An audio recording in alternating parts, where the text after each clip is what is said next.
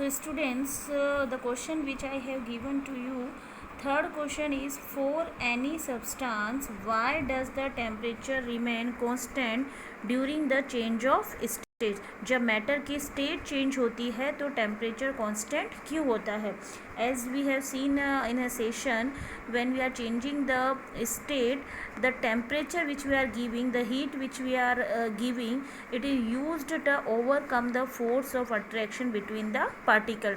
जो हीट हम देते हैं पार्टिकल्स को, आइस को लिक्विड में कन्वर्ट करने के लिए, लिक्विड को वेपर में कन्वर्ट करने के लिए, तो जो हीट हम देते हैं वह हीट पार्टिकल्स के बीच में जो अट्रैक्शन फोर्स होता है इसको ओवरकम करने के काम में आती है. इसीलिए वहाँ पे टेम्परेचर कांस्टेंट रहता है जब तक कि इसकी स्टेट चेंज नहीं हो जाती है.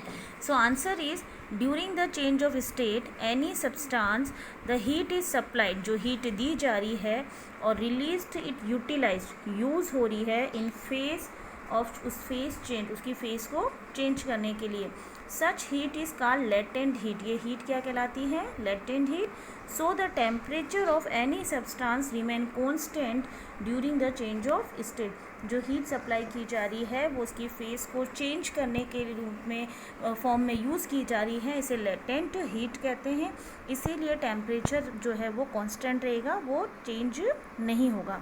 Our next question is, suggest a method to liquefy atmospheric gases.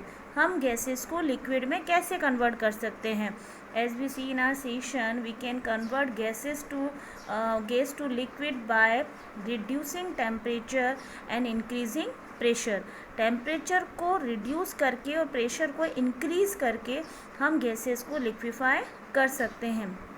So the answer is, the gases can be converted into liquid by bringing its particles closer.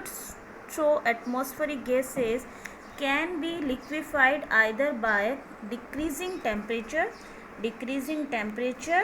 or by increasing pressure. Okay, right students?